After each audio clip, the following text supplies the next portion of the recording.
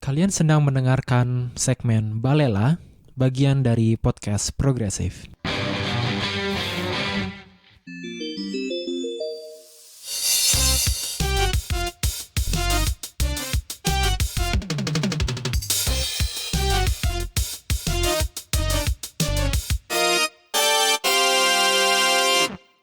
Teman-teman progresif, selamat pagi, atau siang, atau sore, atau malam. Bersama kami di podcast Balela. Saya Geraldus, mungkin teman-teman masih ingat suara saya di pembahasan podcast progresif pusat bersama Evan dan Maya waktu itu mengenai privilege. Sekarang teman-teman sedang menyimak kolom baru podcast progresif yang tentunya tidak akan saya bawakan sendiri, melainkan bersama dua sahabat saya. Saya Caska. Saya Akid. Dan kita bertiga adalah redaksi sekaligus penyiar podcast ini. Sehingga kalau teman-teman ingin menanyakan dari mana kita berbicara seperti ini atau tentang materi tertentu, silahkan tanya saja di komen post IG di podcast progresif atau langsung DM kita masing-masing. Ya, pertama-tama ada baiknya kalau kita menjelaskan dulu kenapa kita berpodcast bertiga ini. Dan juga menjelaskan asal-usul kita atau perkenalan singkat dulu. Saya mulai deh. Nama saya Geraldus Kevin Martimbang. Saya lahir di Jakarta, tapi tumbuh besar di Yogyakarta, sekolah juga di Yogyakarta. Dan sekarang semenjak 1,5 tahun saya sedang berkuliah di Technische Universität di München, jurusan arsitektur. Hobi saya fotografi, membaca, menulis, tema-tema yang membuat saya tertarik itu tema-tema yang berkisar tentang sejarah, tentang sosiologi atau filosofi. Jadi nanti di podcast kita itu pun akan tercermin. Jadi saya mungkin akan lebih banyak membahas soal filosofinya atau sejarahnya dan hal sejenisnya. Saya Caska Rehat Karyo, atau bisa dipanggil Caska saja. Saya lahir di Jakarta dan juga besar di Jakarta. Sekarang saya kuliah di Technische Universität München, sedang belajar manajemen dan teknologi. Dan hobi saya antara lain, walaupun saya senang otomotif, saya juga tertarik dengan sejarah, filsafat, dan juga membicarakan dan diskusi mengenai masalah-masalah dan problem-problem dunia. Yang yaitu memang merupakan salah satu motivasi saya untuk ikut podcast ini. Oke, kalau saya nama lengkapnya Bukhari Muhammad Akid. Kebetulan lagi master di TU München juga. Cuma S1-nya dulu di UI. Nah, di sini karena bidang ilmu gue di computer science atau ilmu komputer, jadi gue bakal lebih bahas banyak tentang teknologi. Tapi di sisi lain juga pasti ada sedikit-sedikit obrolan tentang sosial, ekonomi, dan politik. Ya, demikian perkenalan singkat dan motivasi singkat kami yang tentu teman-teman juga akan menyadarinya sejauh teman-teman mengikuti podcast kita. Namun kalau teman-teman bertanya kira-kira genre atau jenis podcast kita ini akan seperti apa, mungkin bisa kita jelaskan sedikit kira-kiranya.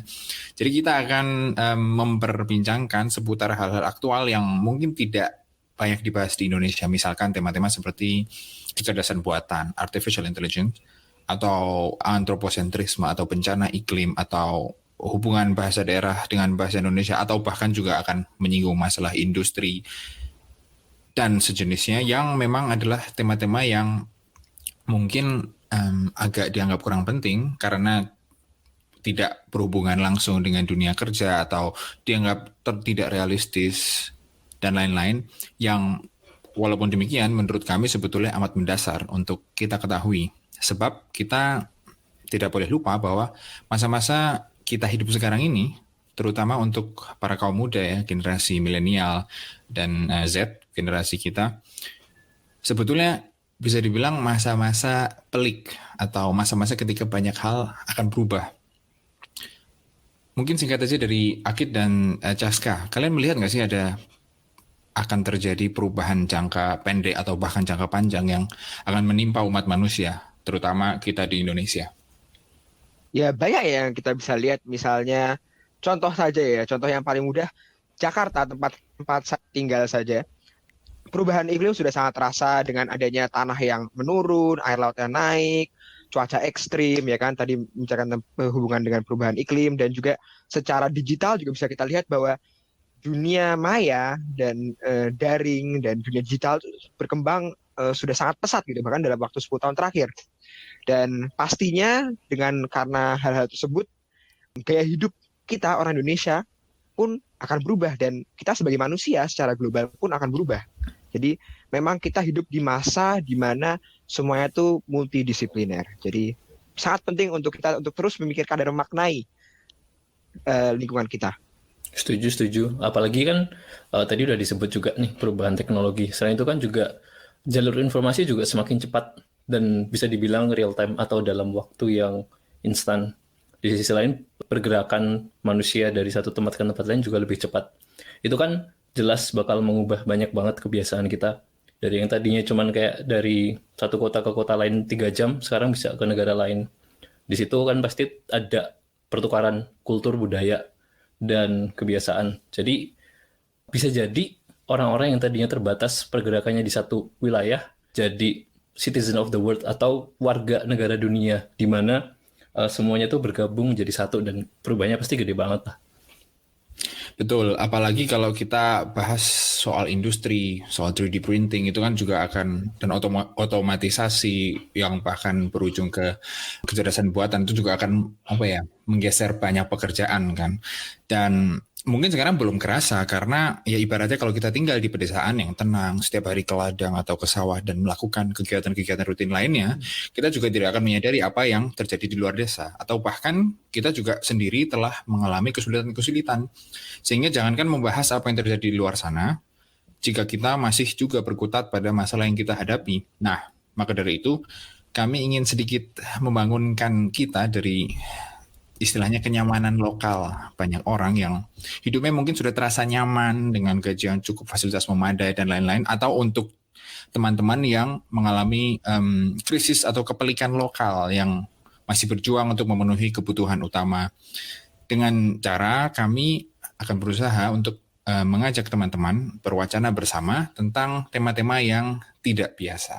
Ya, di sini kami akan berfilsafat, membahas dan merenungkan berbagai masalah yang ada di sekitar kita, maupun itu lokal atau global pun. Ya, kita mencoba untuk berpikir kritis dan berdiskusi. Nah, dan kalau dari saya pribadi kebetulan karena paling uzur nih dan sudah berkecimpung di industri, maksudnya saya udah 5 tahun ada di industri, jadi pasti akan ada sisi-sisi dari implementasi praktis atau pragmatis yang bakal dibahas di sini juga. Betul, dan seperti kata Immanuel Kant, filosof Jerman waktu zaman abad pencerahan, untuk memahami realitas secara utuh, itu kita selalu membutuhkan pandangan yang disipliner. Dan pada itu podcast kita namanya juga Balela, yang artinya sebetulnya dari bahasa Jawa balelo, yang artinya mencoba untuk ngeyel dari pikiran umum yang berlaku. Ya. Nah, kalau dilihat nanti kan kita bakal ngerilis logonya nih. Dari logo bisa dilihat bahwa kita tuh mencoba mendobrak garis-garis pemikiran atau kotak-kotak yang membatasi pemikiran yang ada. Jadi kayak diskusi kita pasti nanti agak sedikit beda, agak sedikit mendobrak pandangan-pandangan normal sih. Dan tujuan kita emang untuk menstimulus pikiran-pikiran baru. Betul. Dan untuk informasi dulu nih, sebelum kita lanjut ke topik utama, siaran kami nanti akan tayang 2 minggu sekali dengan 2 bentuk utama yang mungkin akan tayang selang-seling. Jadi episode pertama bentuk pertama, yang episode selanjutnya nanti bentuk kedua, dan ketiga akan bentuk pertama, dan seterusnya. Nanti yang bentuk pertama adalah seperti yang sedang kita lakukan sekarang. Jadi saya, Caska, dan Akit berwacana bertiga secara dialogis tentunya dengan lama sekitar 1 jam mengenai satu permasalahan tertentu yang sebelumnya tentu kita sudah ulik dulu dari artikel-artikel, jurnal-jurnal, atau film dokumenter, atau buku-buku, sehingga memang sumber informasi kita akan terpercaya.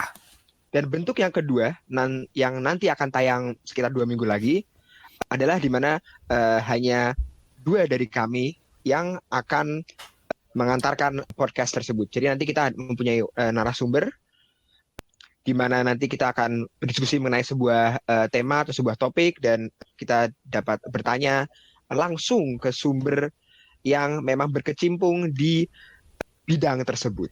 Betul, dan itu akan formatnya dari pembicaraan santai mengenai latar belakang pribadi yang kita wawancara sampai ke karya mereka. Durasinya sekitar 1 sampai 2 jam.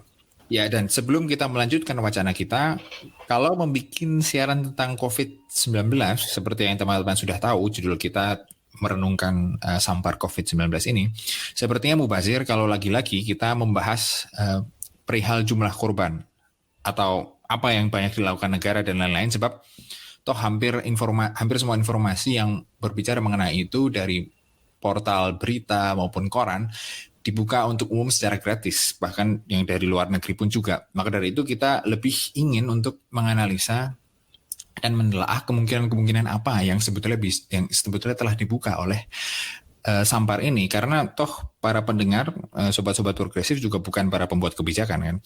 Jadi lebih baik kami nanti akan membahas soal tanda-tanda atau hal-hal yang pasti akan berubah atau sebetulnya bisa berubah kalau kita pikirkan. Karena kalau kita lihat dari sejarah, munculnya pandemi selalu diikuti dengan perubahan sosial dan keadaan masyarakat setempat, dan nanti kita akan mencoba untuk mengupas satu persatu hal tersebut.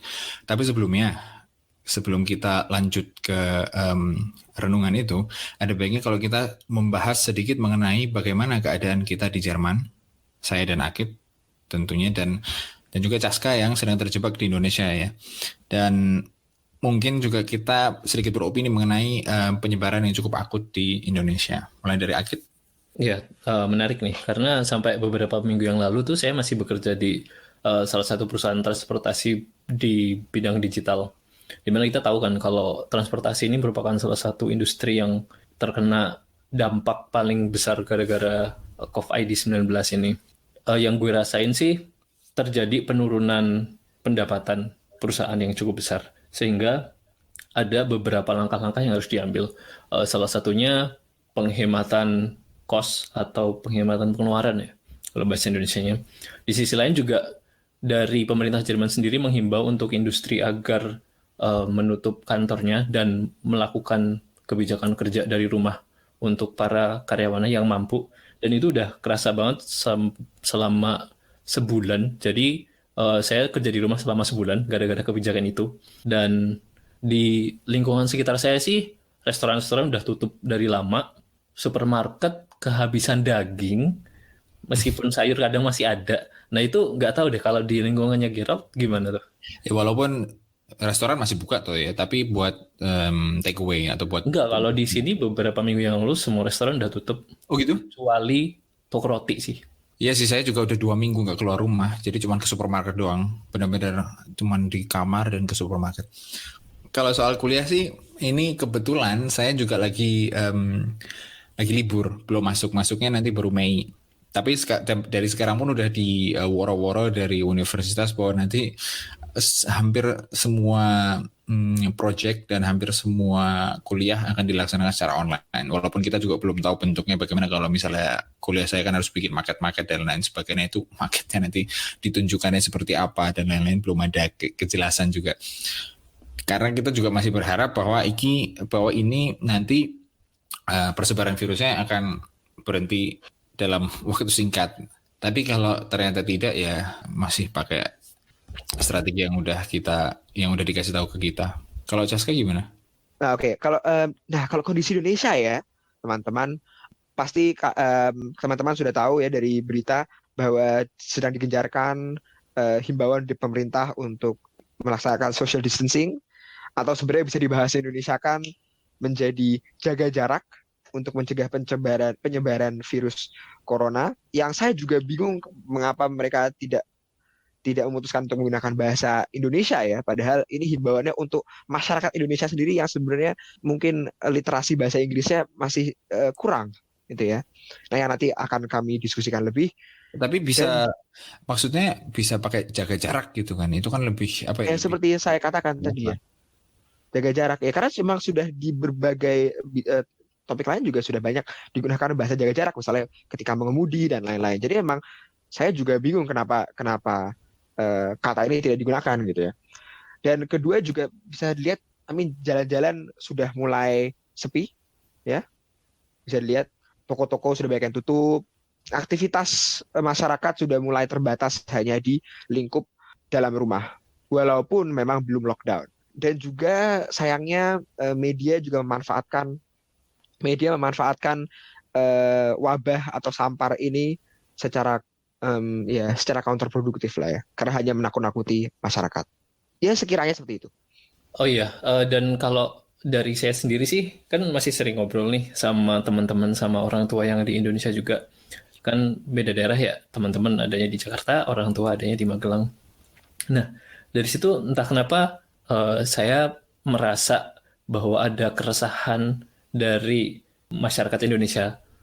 Antara lain, alasannya mungkin karena death rate atau tingkat kematian di Indonesia cukup tinggi ya, dibandingkan dengan yang sembuh. Di sisi lain juga karena kalau menurut pendapat yang saya kumpulkan bahwa tindakan yang dilakukan oleh pemerintah daerah sama rencana pemerintah pusat itu kadang-kadang terasa tidak sinkron. Di sisi lain, media juga sering memberitakan statement atau pernyataan-pernyataan dari pemangku kepentingan yang beda-beda. Betul, dan yang kita tahu sendiri lah, kadang-kadang malah di Indonesia yang ada kok malah saling menyalahkan ya, maksudnya ID menyalahkan pemerintah ini, pemerintah nanti membela diri.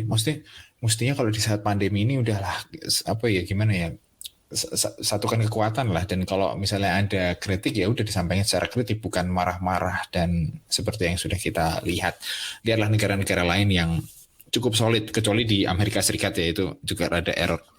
Tapi kita sudah seperti yang saya bilang, kita tidak mau masuk ke dalam sekali soal kebijakan-kebijakan atau soal apa yang telah dilakukan pemerintah dan lain-lain, karena lagi-lagi kalian juga sobat-sobat progresif juga bukan para pembuat kebijakan.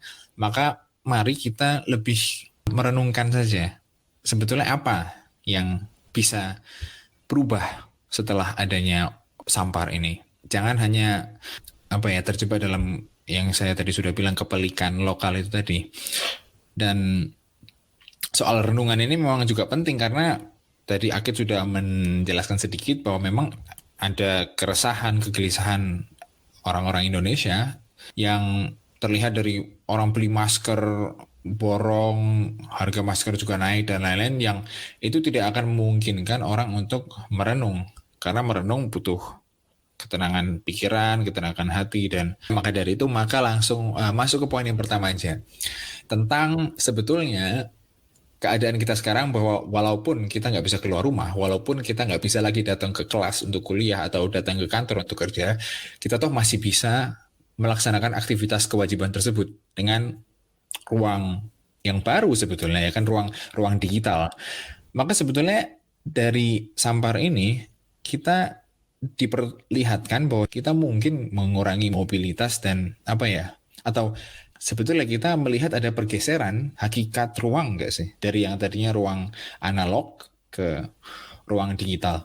Oh ya, jelas. Maksudnya kalau terutama yang saya rasakan secara pribadi, bahwa setelah sebulan melakukan kerja dari rumah karena himbauan pemerintah untuk mengurangi kumpul-kumpul bareng, itu tuh terasa banget perubahannya. Pertama, interaksi sosial jadi berkurang, sangat berkurang, dan itu harus dikompensasi dengan lebih banyak, atau istilahnya oversharing lah. Jadi membagi informasi melalui komunikasi tidak langsung berupa chat ataupun video message itu lebih sering jadinya, biar tidak kesepian meski karena sendirian di rumah.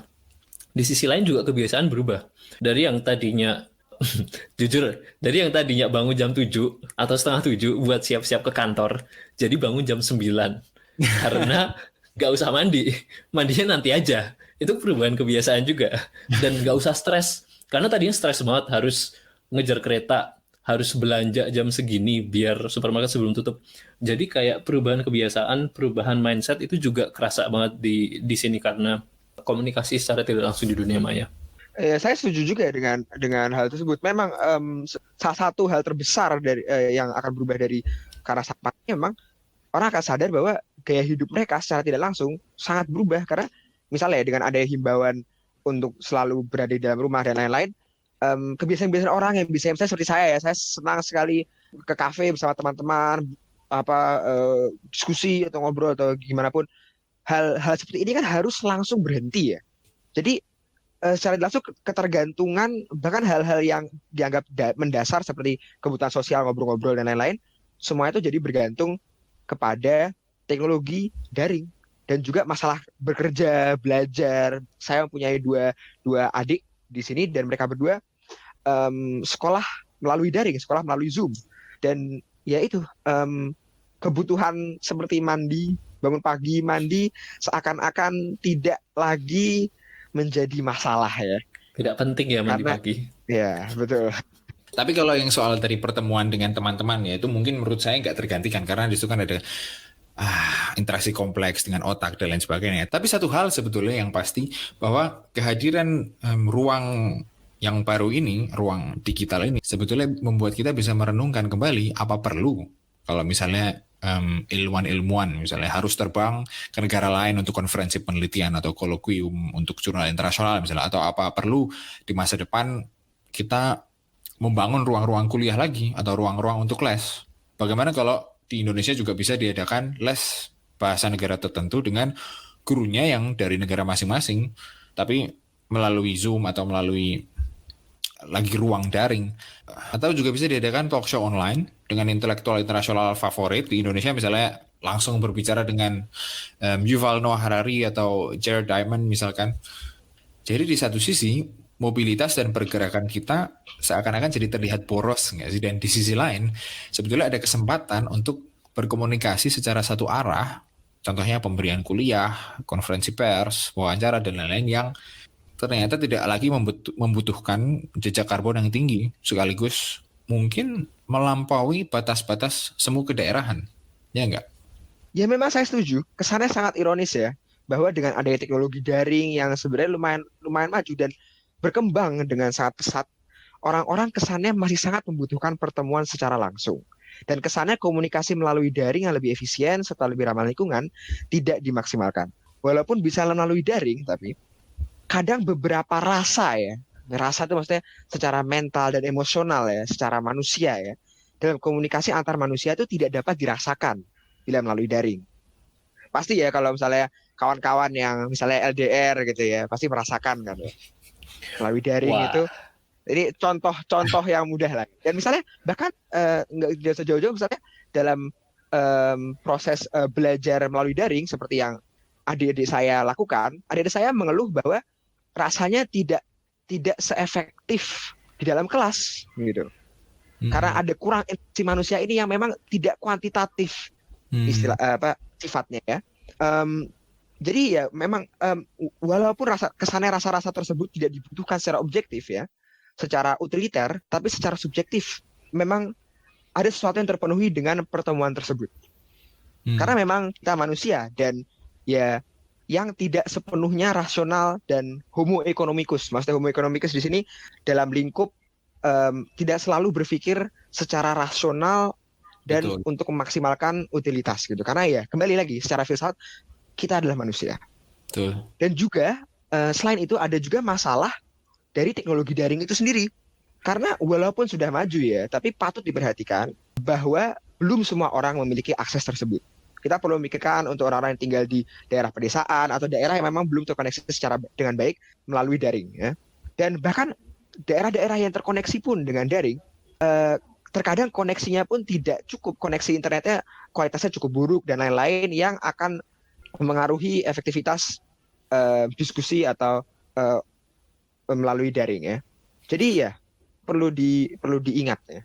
Betul, tapi kalau betul sih, tapi kalau yang menyoal pertemuan dengan teman-teman itu oke. Itu mungkin tidak akan tergantikan seperti yang tadi saya udah bilang. Tapi kalau misalnya koloquium jurnal internasional misalnya itu kan memakan banyak carbon footprint kan, jejak karbon untuk menerbangkan ilmuwan yang satu ke negara yang lain. Padahal toh ternyata di acara koloquium itu juga para ilmuwan juga tidak membutuhkan interaksi yang bersifat emosional sebetulnya.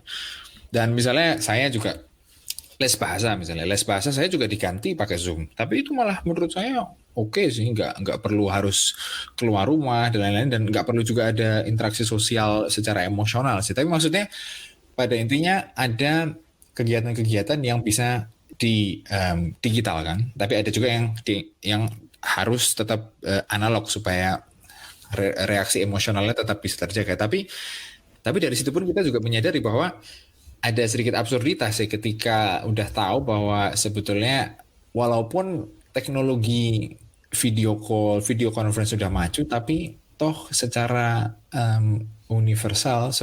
secara statistik jumlah penerbangan pesawat masih naik tuh. Iya, maksudnya ya kalau menurut saya sih memang pasti ada aktivitas yang tidak tergantikan kan. Tapi di sisi lain kan memang tadi sudah dibahas bahwa pesawat atau transportasi itu emisi karbonnya gede. Nah, belajar dari corona ini bahwa ketika penerbangan dikurangi, transportasi dikurangi juga, emisi karbon sangat berkurang dan lingkungan mendapatkan dampak positif. Menurut saya sih komunikasi tidak langsung secara daring itu harus lebih menjadi norma. Dimana sekarang tuh jadi pengecualian. Betul. Jadi secara umum tuh kita pengen selalu melakukan komunikasi secara langsung dengan tatap muka. Padahal hal-hal seperti itu ada yang bisa digantikan dengan daring dan itu harus lebih menjadi norma untuk mengurangi semua emisi karbon dan langkah-langkah negatif yang muncul dari situ. Tapi ya memang agar komunikasi melalui daring itu dapat menjadi sebuah norma yang baru untuk dilaksanakan semua bagian dari masyarakat dan untuk lebih banyak aktivitas, patut diperhatikan juga infrastruktur daring juga harus turut berkembang agar bisa menampung kebutuhan yang jauh lebih besar ini. Karena sekarang saja ya, kan bisa dilihat bahwa komunikasi melalui daring yang infrastrukturnya tidak memadai, misalnya internet yang kualitasnya buruk, kan bisa sangat mengganggu hal-hal seperti konferensi yang akan menjadi jauh lebih tidak produktif gitu ya. Jadi ya agar ini menjadi norma patut diperhatikan juga bahwa infrastrukturnya harus juga memadai dan juga berkembang. Tapi perlu diingat bahwa komunikasi tidak langsung secara daring itu bukan berarti harus secara live streaming ya, atau benar-benar secara dalam waktu yang sama. Keuntungan dari komunikasi tidak langsung ini juga bahwa berkas-berkasnya nanti bisa diunduh. Seperti ketika kita melakukan kursus ataupun pembelajaran secara daring, orang-orang yang tidak mempunyai infrastruktur yang bagus atau yang tidak mempunyai kapabilitas untuk pergi ke suatu tempat tersebut bisa melakukan unduh berkasnya dan menonton pembahasannya secara tidak langsung. Dan itu jadi keuntungan banget, menyebabkan akses terhadap pendidikan atau informasi lebih mengena ke seluruh lapisan masyarakat. Maksudnya hampir semua orang lah punya internet.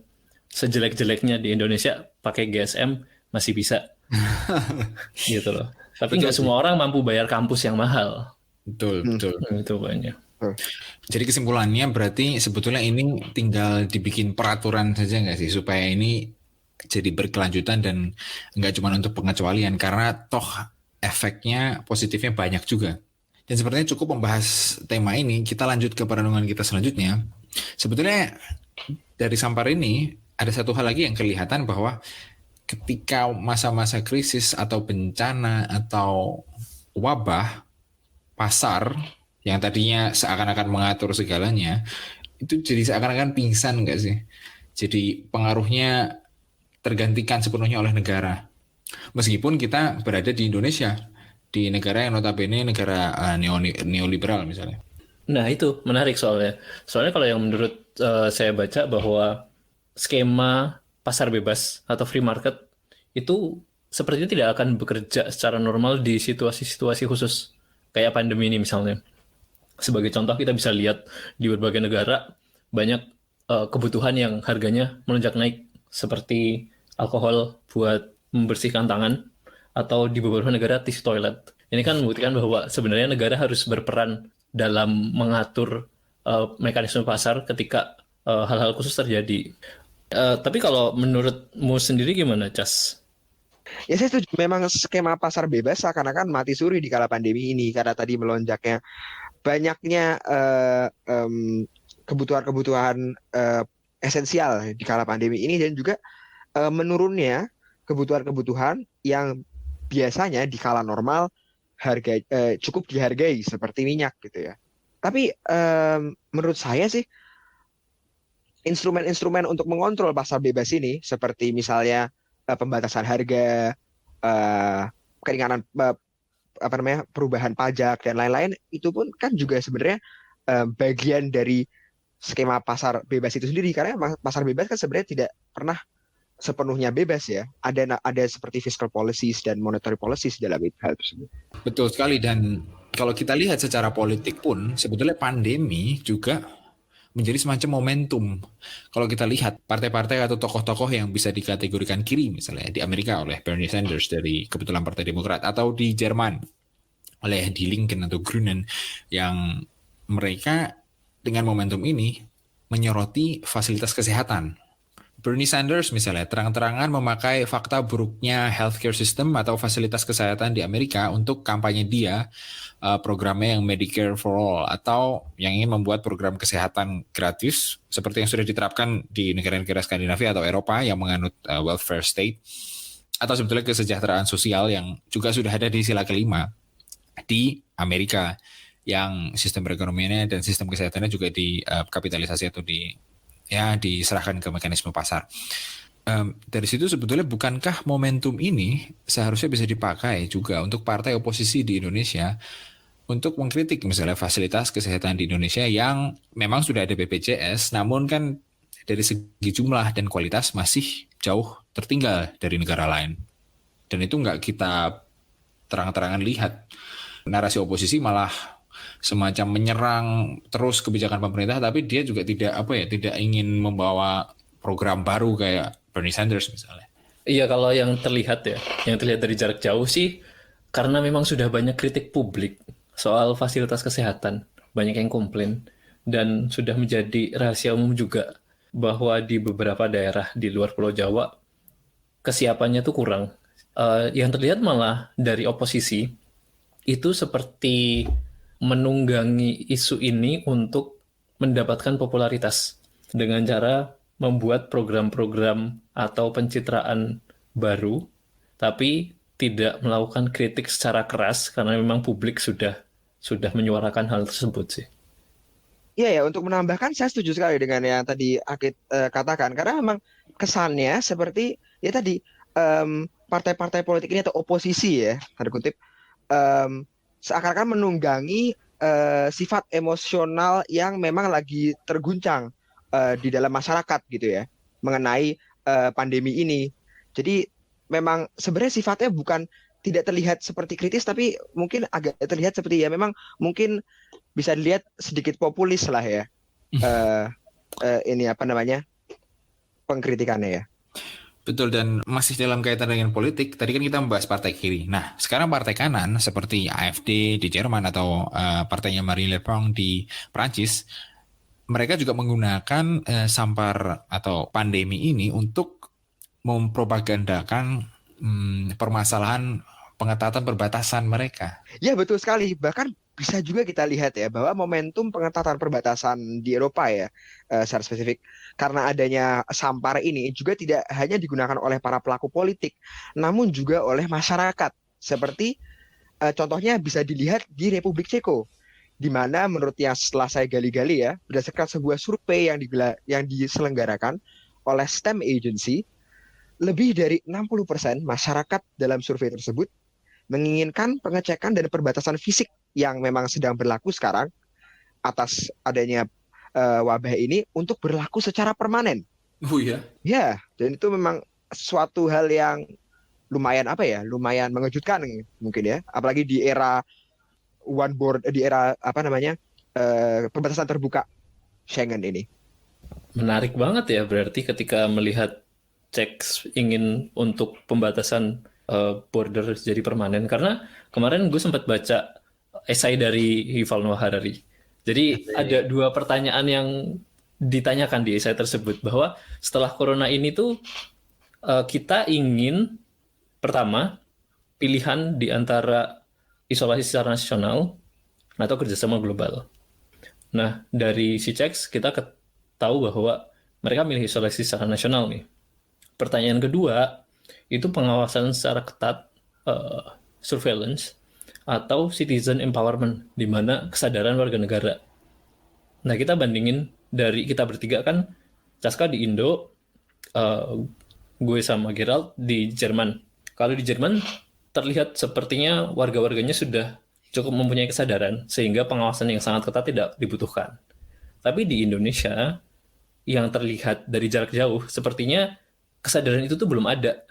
Jadi untuk menghambat pandemi ini pengawasan yang sangat ketat nampaknya diperlukan. Betul, seperti yang kita lihat di Cina misalnya, mereka kalau yang tadi yang kamu kan menyebutkan dua pertanyaan dari Harari. Yang pertanyaan pertama yang soal antara libertarian atau surveillance. Di Cina kita lihat bahwa yang surveillance di Korea Selatan juga ya, itu lebih efektif. Dan itu sebetulnya kalau kita baca di koran-koran di sini itu semacam banyak yang mempertanyakan apakah di abad ini kita melihat pergeseran kekuatan dari Eropa ke Cina, karena dari segi pengelolaan wabah dan lain sebagainya ternyata Cina dan kota-kota Asia lainnya malah lebih cepat. Tapi kalau saya menyambung ke tadi yang ajakan untuk kooperasi global dari si Yuval Noah Harari, sebetulnya bisa dikaitkan juga tentang ada masalah yang ternyata toh bisa menghubungkan kita semua secara dunia, sama halnya dengan di masa depan nanti perubahan iklim yang itu akan menjadi satu tema podcast lain. Tapi maksudnya kalau mau ditarik benang merahnya, dengan adanya masalah yang melibatkan semua orang di seluruh negara, ada tendensi sebetulnya untuk peniadaan batas-batas antar negara itu, atau kata kuncinya kosmopolitanisasi, akibat dari ya pengalaman risiko ya, yang kita bahas tadi kan risiko kan, yang soal virus atau soal climate change, pengalaman risiko yang dialami oleh seluruh penduduk dunia. Dan kalau kita lihat sebetulnya banyak pemikir yang mulai mempropagandakan itu, ya si Yuval Noah Harari atau si Yanis Varoufakis atau si Slavoj Žižek. Saya melihat bahwa di sini tanpa adanya mereka yang berworo-woro, atau berworo-woro ini bahasa Indonesia bukan sih? Atau tanpa ada mereka yang menyebarkan pikiran mereka, tidak akan pernah ada yang namanya perubahan. Karena kita yang terjebak di sini aja, setelah pandemi selesai, kita akan balik lagi ke yang lama. Padahal sebetulnya ini momentum untuk kita bisa lanjut ke tahap selanjutnya lah dalam konteks misalnya untuk melawan climate change. Dan ada kaitannya dengan lingkungan. Si Jane Goodall misalnya, ahli primata dari Inggris, itu kan dia juga dia juga aktivis perlindungan hewan, itu juga memberikan pesan pada kita persoalannya mengenai memakan makanan yang tidak manusia kenal sebetulnya, sehingga virus-virus yang tidak dikenal manusia, tidak dikenal antibodi manusia itu secara alamiah bisa melompat dengan mudah dari hewan ke manusia. Desas-desus mengatakan seperti yang kita sudah sering dengar, bahwa awal mula virus ini memang terletak di wet market atau pasar tradisional kalau di Indonesia, di kota Wuhan, di mana hewan-hewan eksotis atau yang tidak umum dimakan manusia seperti kelelawar, musang, Kelabang. Ular bahkan ya. Ular, kelabang, itu ditransport atau dibawa ke pasar itu hidup-hidup. Dan di situ baru disembelih. Jadi mereka nggak dibawa ke pasar udah berubah daging, tapi mereka dibawa ke pasar hidup-hidup, ditumpuk di atas satu sama lain, dan di tempat disembelih. Jadi penyebaran virus, penyebaran pencampuran darah dan lain sebagainya memang terjadi sehari-hari. Nah, yang sebetulnya bisa kita pikirkan adalah mengapa sih kita tuh memakan hewan-hewan liar yang sebetulnya tidak biasa kita makan. Karena apa? Ada 3 juta virus di alam liar itu yang kita baru teliti 3.000. Jadi memang untuk memakan hewan liar itu konsekuensi tetapnya atau konsekuensi mutlaknya adalah ya kita langsung terpapar oleh virus-virus yang tidak kita kenal. Iya, paling terang kita bisa ambil ya dari wabah-wabah yang pernah mendunia, seperti HIV/AIDS gitu ya, yang menular dari monyet di Afrika Tengah yang dijual untuk daging, atau SARS dari luwak, swine flu dari babi yang peternakannya berdiri di dekat sebuah goa, di mana virus dari kelelawar menjangkiti mereka lalu digabung dengan virus influenza manusia, dan yang terakhir sekarang yaitu COVID-19 yang dianggap datang dari kelelawar. Nah, tapi kalau menurutku sebenarnya poinnya tuh bukan di masalah konsumsi. Karena kalau kita bahas kebiasaan itu kan sangat tergantung dengan kultur dan budaya sosial di sebuah lingkungan. Kita bisa bilang kita nggak terbiasa mengkonsumsi kelelawar, tapi di tempat lain mungkin itu hal yang umum karena kelelawar banyak di sana. Dan misal sapi dikit, jadi pilihan daging mereka adalah kelelawar. Tapi kan poinnya di sini adalah ketika pengelolaannya tidak baik, kayak tadi disebutkan, di satu pasar yang sama, kotoran kelelawar, darah kelelawar dicampur, itu kan jadi bahaya. Di sisi lain juga ketika ada eksploitasi di mana kita memburu atau kita mengembangbiakan banyak hewan liar, tentu peluang untuk penyakit menular ke manusia jadi semakin lebih besar. Tapi ada yang saya tidak setuju di situ. Yang persoalan orang makan kelelawar karena sapi di daerah itu sedikit. Ya itu contoh yang sangat random aja sih. Cuman poin utamanya kan Nggak bisa. ya. Karena begini, misalnya yang di Cina itu, pertanyaan mendasarnya adalah apa yang membuat mereka sampai mengkonsumsi hewan-hewan liar itu? Karena itu bukan kultur yang umum, itu bukan budaya yang umum. Loh, gini, saya bisa bilang bahwa di Cina itu umum karena sudah diatur di regulasi bahwa mengkonsumsi hewan liar itu sempat diatur, meskipun sekarang gara-gara corona aturan itu dilarang. Tapi karena sudah sampai ke peraturan negara, nggak bisa dong dibilang ini bukan kebiasaan. Bahwa negara sudah mengakui konsumsi hewan liar ini umum, alasannya setahu saya, alasan yang benar nih, bukan perbandingan yang ngaco ya. Itu bisa jadi untuk vitalitas, bisa untuk status sosial, ketika kamu bisa memakan sesuatu kayak, wah ini langka nih. Kayak betul, shark fin. Kalau itu ya. Jadi alasannya tuh mungkin tidak rasional, tapi itu hal yang umum dan sudah diakui negara. Nah, tapi dari itu kita bisa lihat alasan yang nggak rasional dan diakui dari negara itu tidak selalu benar. Kalau kita pakai argumen bahwa mereka ini konsumen yang mau mencari makanan eksotis atau makanan yang nggak umum, itu bukan kultur, itu tendensi baru yang muncul menganggap bahwa makan makanan yang liar itu berharga. Kultur yang selanjutnya yang muncul di Cina itu adalah karena petani-petani kecil atau peternak-peternak kecil itu habis ya setelah dance shopping ya kayaknya, terus kan banyak pendirian peternakan-peternakan skala besar dan mereka kan juga tersingkir akhirnya. Nah akhirnya petani-petani dan peternak-peternak lokal kecil itu tadi akhirnya berubahlah mata pencahariannya mencari dari hewan liar. Mereka menjinakkan angsa liar, terus akhirnya buat mereka jual. Karena apa? Karena sapi, babi, dan lain sebagainya udah dikuasai oleh peternakan-peternakan besar. Kalau di Afrika juga ada fenomena seperti bushmeat misalnya. Yang itu kan juga fenomena yang baru kan, bukan fenomena kultur yang turun-temurun dilakukan. Iya, dan seperti tadi dikatakan Geraldus ya, yang terjadi di Cina, bahwa orang-orang sebenarnya terpaksa untuk makan binatang-binatang liar ini, itu juga terjadi di wilayah Afrika Barat, di mana ada sebuah fenomena namanya bushmeat, yaitu sebenarnya sama seperti di Cina, bahwa memakan daging tidak biasa dan daging dari hewan liar gitu ya. Monyet, kelelawar, tikus bahkan atau kera-kera lainnya, dan dimakan langsung seperti itu. Dan faktornya sama seperti di Cina. Bahkan menurut statistik ya, di pedesaan-pedesaan di Liberia terdapat seperempat konsumsi daging itu didominasi oleh bushmeat seperti yang terjadi di Cina.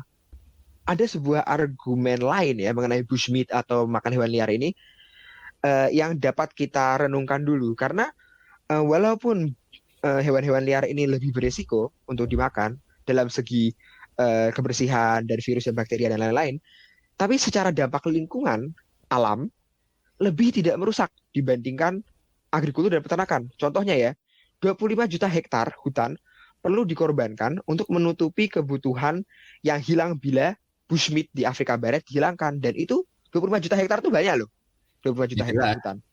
Jadi perlu dipikirkan juga tidak hanya faktor manusianya, tapi juga faktor ekologisnya. Ya betul, mengagetkan sih kalau 25 juta hektar perlu dikorbankan, walaupun itu sebetulnya sesuatu yang kita alami di Indonesia ya, 25 juta untuk kelapa sawit. Betul. Kalau dibilang bahwa konsumsi bushmeat di Afrika itu tidak merusak ekologi, itu sanksi, karena di artikel lain juga dibahas bahwa mereka mengkonsumsi monyet dan lain sebagainya, itu juga mengurangi hewan-hewan primata itu. Misalnya mereka juga tidak memakan hewan-hewan liar itu, mereka harus membuka lahan 25 juta hektar. Jadi maksudnya itu dilema enggak sih? Bahwa itu bukan akar masalahnya, berarti akar masalahnya adalah kebutuhan akan dagingnya sebetulnya. Sama seperti yang di Cina. Kenapa kenapa peternakan-peternakan besar yang diotomatisasi masuk untuk masuk dan menggantikan para peternak kecil. Karena mereka juga butuh suplai daging yang banyak untuk rakyat Cina yang jumlahnya terus naik. Nggak tahu secara eksponensial atau naik biasa. Dari sini kita bisa melihat bahwa ketika populasi kita naik terus, bahwa kalau kita dalam mindset kita masih memikirkan pertumbuhan, bumi ini tuh nggak sanggup. Dan paling nyata perpanjangan dari masalah ini bisa kita lihat di daerah Afrika yang mengkonsumsi bushmeat malah dianggap sebagai sesuatu yang wajar dan keharusan untuk menghindari 25 juta hektar terbabat.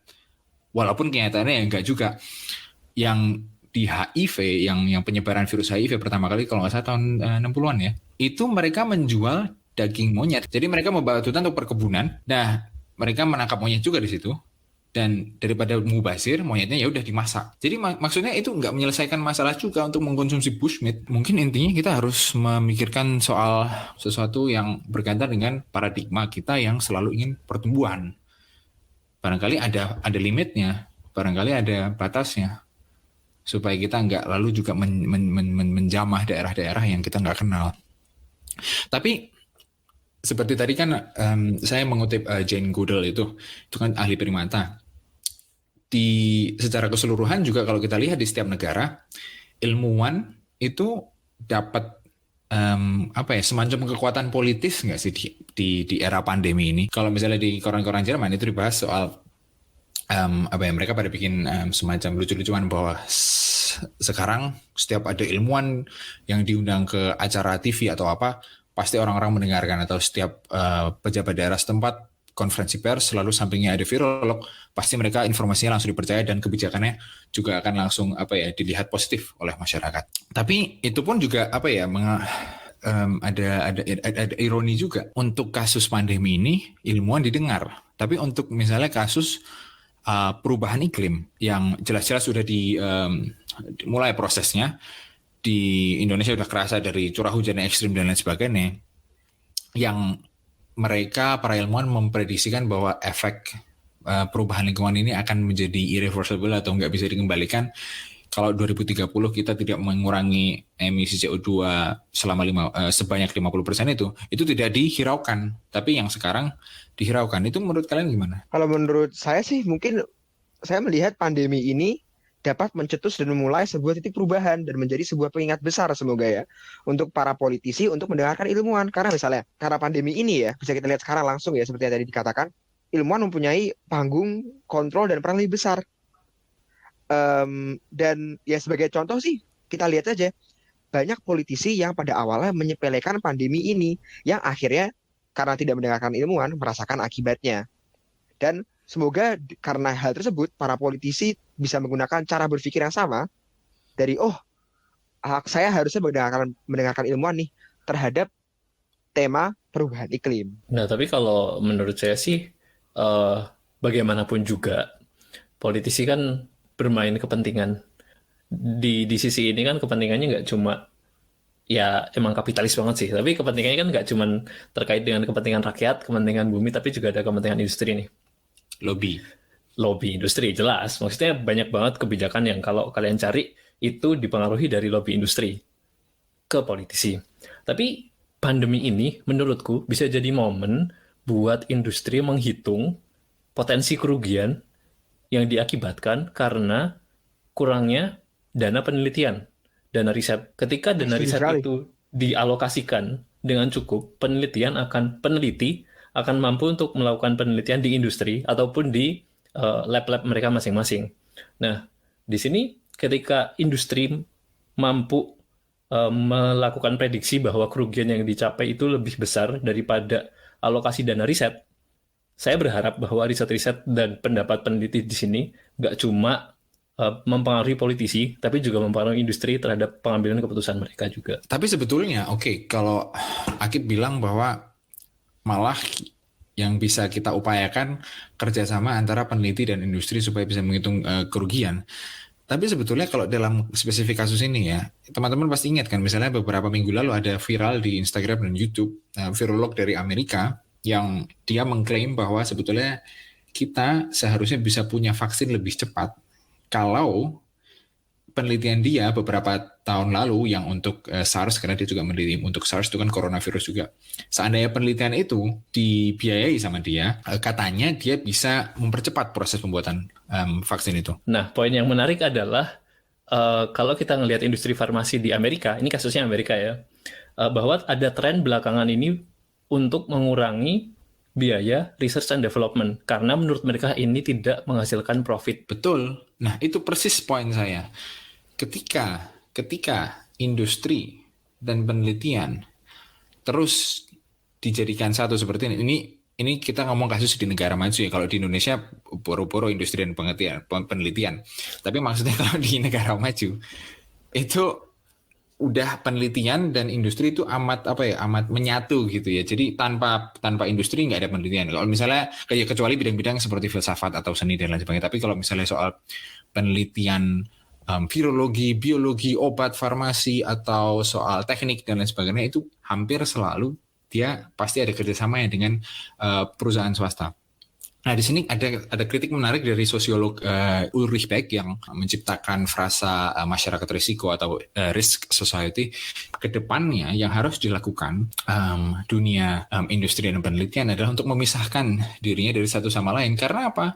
Ya seperti yang tadi dibilang, ketika virus atau ketika penemuan vaksin untuk virus tertentu bergantung kepada pasar, berarti kan pasar harus ada setelah virusnya ada. Berarti setelah virusnya ada baru mulai diteliti. Itu yang persis terjadi sekarang dan itu sangat beresonansi dengan apa yang dibilang si virolog Amerika itu yang tadi tidak dibiayai penelitiannya. Padahal mungkin kalau sudah dibiayai bisa jadi kita udah punya vaksinnya misalnya. Jadi mungkin benar juga, ada benernya yang dibilang sama si Ulrich Beck itu bahwa konkretnya penelitian yang dari institut atau universitas mereka tidak dibebani dengan tanggung jawab untuk mengkomersialisasi hasil temuan mereka. Jadi temuan, penelitian, dan industri dipisah. Jadi orang bisa menemukan apapun, dan itu nggak perlu harus laku di pasaran. Sebagaimana juga dengan industri nanti bisa membeli patennya dari universitas. Jadi universitas mendapat uang dari paten, jadi mungkin perlu juga regulasi bahwa paten harus dimiliki oleh uni atau institut, dan industri nanti membeli dari mereka sehingga mereka juga punya pembiayaan. Karena sekarang skema pembiayaan penelitian amat tergantung sama industri. Menarik. Karena menurutku itu bukan sesuatu yang berlawanan, tapi itu sesuatu yang komplementer. Ketika kita memisahkan penelitian dengan industri, berarti kan bisa dibilang penelitian itu harus berjalan secara independen dan didukung oleh sumber daya yang mumpuni untuk melakukan hal itu. Ya kan? Nah, berarti kan di sini stakeholder-nya ada beberapa nih. Pemegang kepentingannya ada pemerintah sebagai pengelola sumber daya di suatu negara, ada peneliti yang melakukan penelitian itu, ada industri yang mungkin atau tidak mungkin untuk mendapatkan hasil penelitian. Nah, dari pembelajaran pandemi ini, menurutku ada sebuah efek kejut yang muncul. Kok jadi ingat orang gubernur ya? Tapi benar. Istilah itu valid. Ada efek kejut bahwa kasus utama nih. Kita balik lagi ke kasus yang paling jelas bahwa di Amerika, bahwa tadi udah dibahas ada kecenderungan untuk mengurangi dana riset karena dirasa tidak memberikan keuntungan. Dan kedua, dari pemerintahan Donald Trump sekarang, dia itu udah mengurangi divisi-divisi yang mempersiapkan diri untuk pandemi atau bahaya kesehatan lainnya. Jadi, pos dana di dua pemegang kepentingan ini tuh berkurang jauh. Nah, harapan saya adalah penelitian tetap independen, iya benar. Tapi dukungan dari pemerintah dan dukungan dari industri harus tetap ada dan lebih besar dari yang ada sekarang agar penelitian ini bisa berkembang dan akselerasinya lebih cepat lagi. Setuju sama.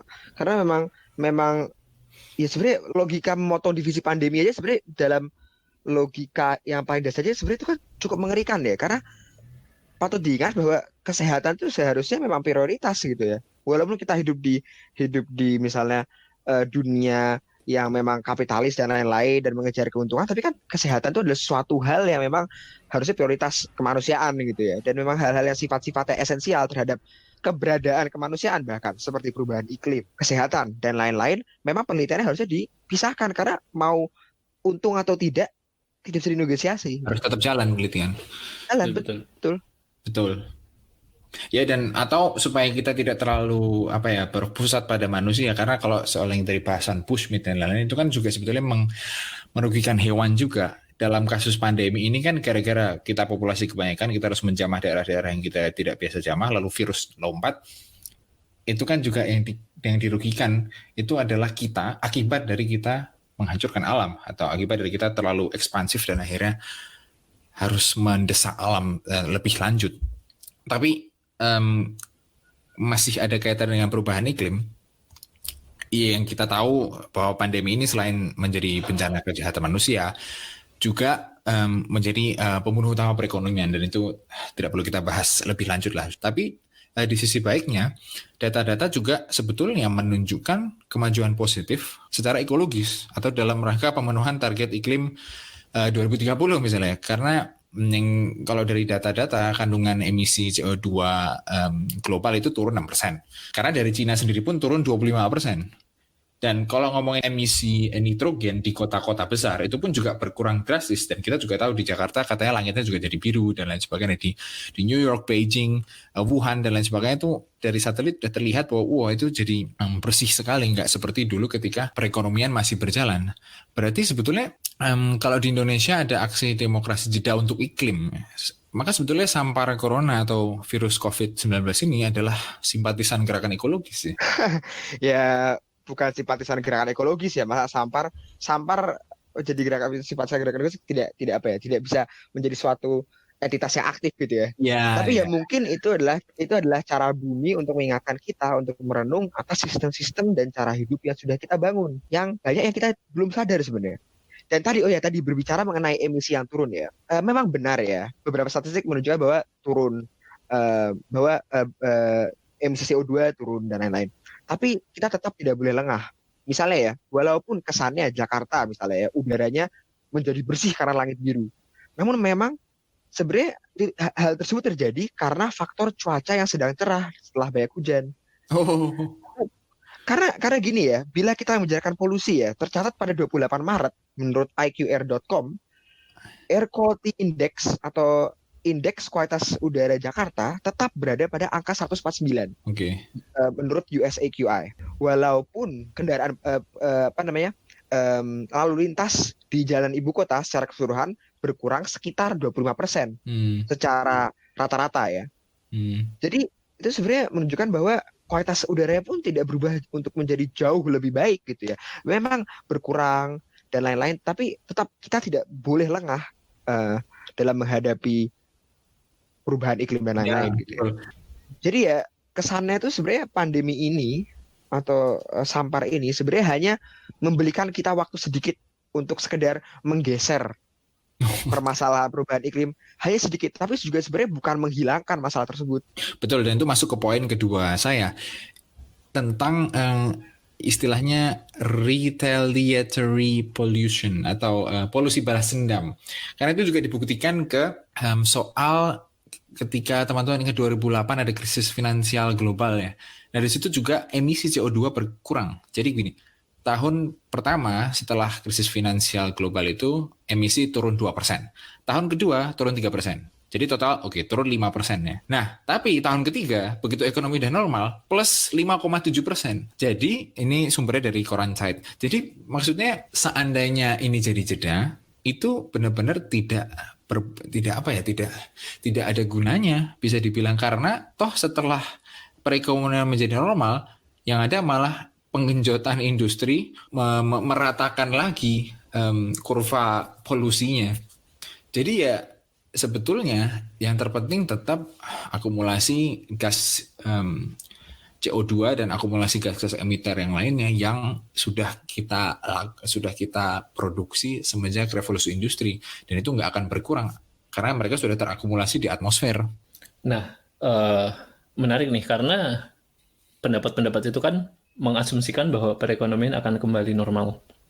Menurutku dengan corona ini yang mungkin efeknya panjang, normal tuh bakal berubah dan perubahannya bakal ngaruh ke bagaimana pemerintah membuat aturan, bagaimana industri formal melakukan aktivitas sehari-hari, kerja di rumah mungkin jadi lebih sering, bagaimana industri informal melakukan aktivitasnya dengan mempertimbangkan bahwa akan ada hal seperti ini.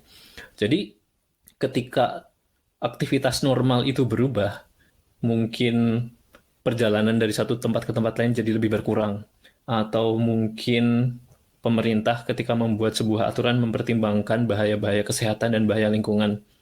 Hal ini bisa jadi jangka positifnya lama nih. Dan ini menarik buat diamati karena sekarang belum kelihatan kan. Menurutku sih, corona harapannya akan mengakibatkan pemikiran-pemikiran jangka panjang yang memberikan pengaruh positif ke lingkungan. Ya, tapi lagi-lagi itu kalau kita atau kalau orang-orang yang mencoba untuk memberikan alternatif pikiran baru itu menyuarakan pendapatnya. Karena kalau mereka juga diam, atau kalau kita yang ingin perubahan juga diam, juga nggak akan ada perubahan apapun.